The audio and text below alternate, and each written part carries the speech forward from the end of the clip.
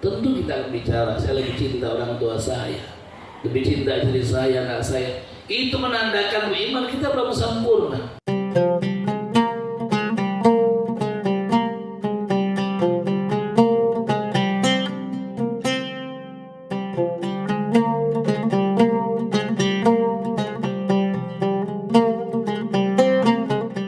Warahmatullahi wabarakatuh. Bismillah, alhamdulillah, wassalatu wassalamu ala rasulillah wa ala alihi wa ashabihi wa mawalah. La hawla wa la quwwata illa billah. Amma ba'du, jemaah sekalian, alhamdulillah siang ini kita masih dikasih nikmat oleh Allah Subhanahu wa ta'ala, nikmat iman Islam. Kita masih dapat taufik hidayah sehingga masih dapat melaksanakan kewajiban kita, salat zuhur berjamaah. Mudah-mudahan ibadah kita, salat kita semuanya dapat diterima oleh Allah Subhanahu wa ta'ala. Dalam sebuah sabdanya, Nabi mengatakan adibu auladakum ala thalathi khisalin hubbi nabiyikum wa ahli baitihi wa tilawatil Quran. Didiklah anak-anakmu itu dengan 3 perkara: cinta kepada nabimu, cinta kepada ahli bait, dan membaca Al-Quran. Ini 3 perintah yang disampaikan kepada siapa? Tentu kepada kita semua, terutama para orang tua. Karena redaksinya adibu auladakum, didik anak-anakmu. Maka siapapun kita hadirin yang punya anak terkena khitab ini, terkena perintah ini. Wahai orang tua, wahai bapak ibu, siapapun anda yang punya anak, didik anak-anak anda dengan 3 perkara.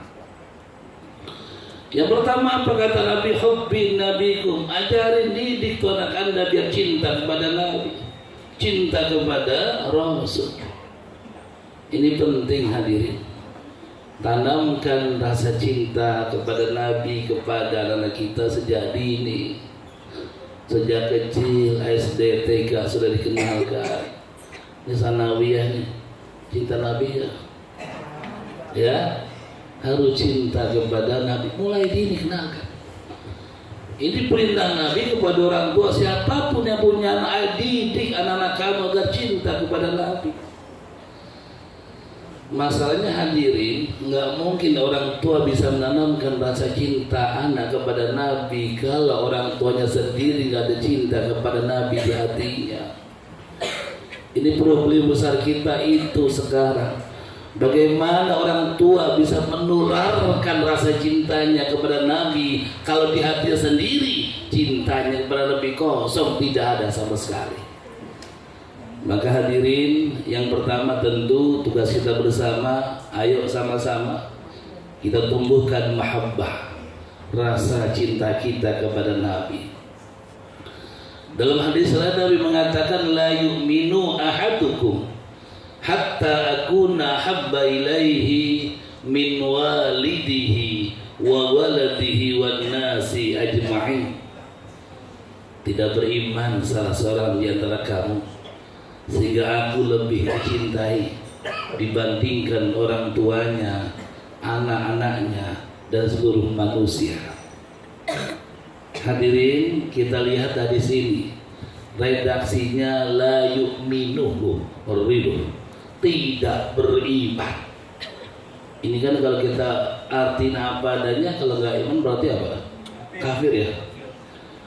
Ya kan, ngeri kan? Kita kafir semua ntar kalau gitu. Maka di sini ada kalimatnya, redaksi itu disempurnakan, ditafsirkan para ulama, la yu'minu, tidak beriman, artinya enggak sempurna iman seseorang dalam hal cinta. Tidak sempurna iman seseorang sehingga aku, kata Nabi, lebih dia cintai dibanding orang tuanya, dibanding anaknya, dibanding seluruh manusia.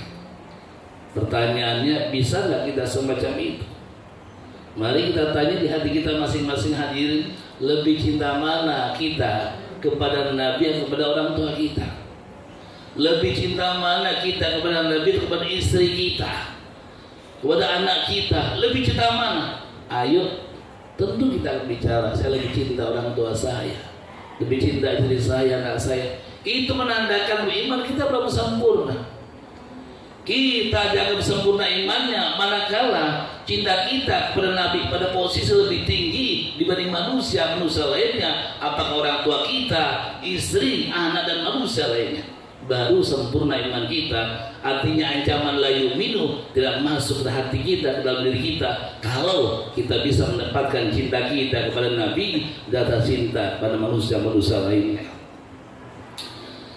Hadirin, itu yang pertama. Ayo sama-sama kita tumbuhkan rasa cinta kepada Nabi, kemudian tularkan kepada anak kita, didik anak kita cinta kepada Nabi.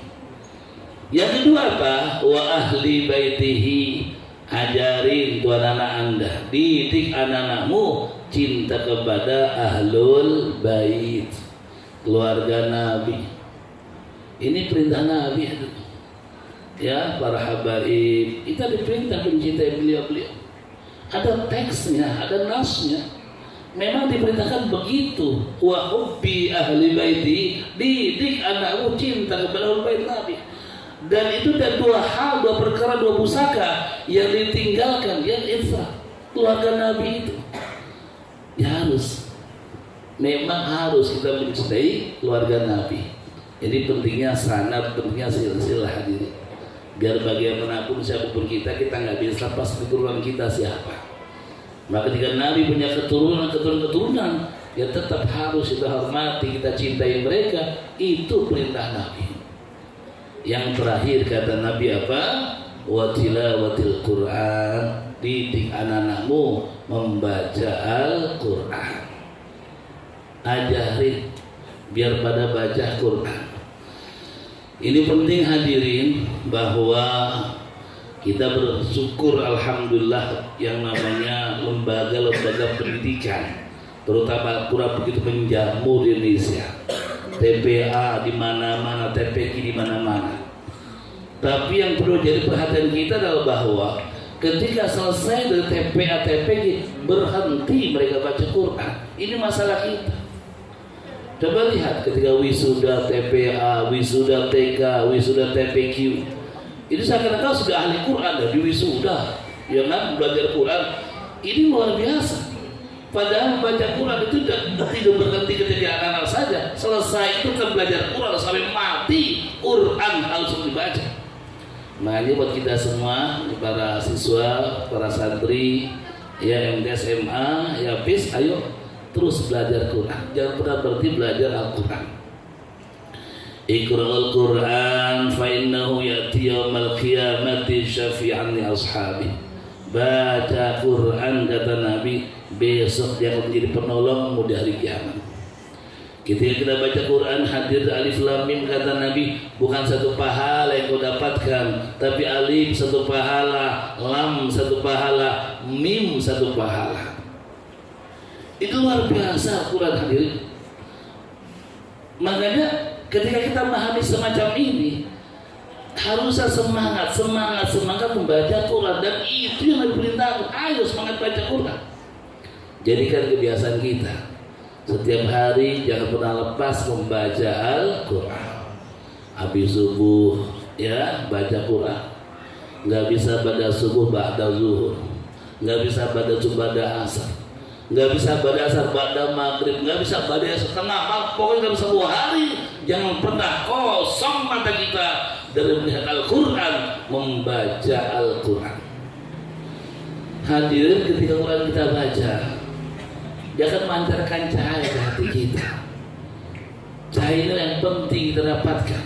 Tidak sekedar pahala, tapi cahaya Quran akan mantul memancar di hati kita, yang menjadi penonton kita. Jadi orang yang benar, orang yang benar. Kenapa? Cahaya Quran masuk dalam hati saudara kita. Kita butuh cahaya Quran, kita butuh Al-Quran, dan ketika kita baca, dia akan menerangi hati kita. Dan disitu hadirin peluang kita menjadi orang baik, menjadi orang benar akan semakin terbuka ketika Quran selalu kita baca. Jangan cuma ditaruh doang, dibaca, ya, dibaca dan dibaca. Insyaallah hadirin, 3 hal ini sama-sama mari kita renungkan, ya, mudah-mudahan kita semua bisa mendapatkan taufik dari Allah Subhanahu wa taala. Demikian, mohon maaf atas segala kekurangannya. Assalamualaikum warahmatullahi wabarakatuh.